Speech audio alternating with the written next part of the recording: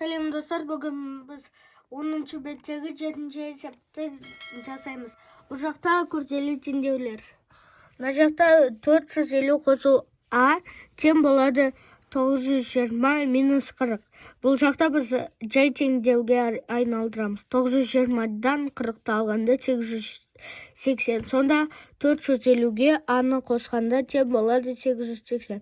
Аны табу үшін 880-ді 880-нен 450-ді аламыз. Сол кезде Аның жауабы 430 шығады.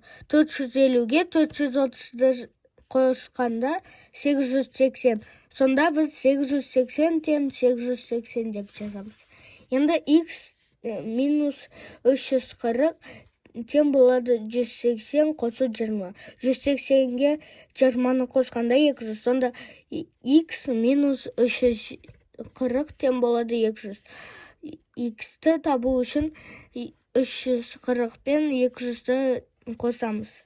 Сонда x-тің жауабы 540 шығады. 540-тан 340-ті алғанда 200. Сонда 200 тең 200. Мына жақта y бөлу тең болады 63 бөлу 7. 63-ті 7-ге бөлгенде 9. Сонда y бөлу 6 тең болады 9. Y-ті табу үшін 6-ға 9-ды көбейтеміз. Сол кезде 54 шығамыз. 54-ті 6-ға бөлгенде 9. Сонда 9 тең 9.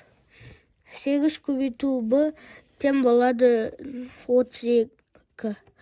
8 көбейту b тең болады 32. Бұның мәнін табу үшін 32-ні 8-ге бөлеміз. Сол кезде 4 шығады. 8-ді 4-ке көбейткенде 32 тең 32. Бүгінгі сабағымыз аяқталды. Каналға тіркеліп қойыңыздар, сау болыңыздар.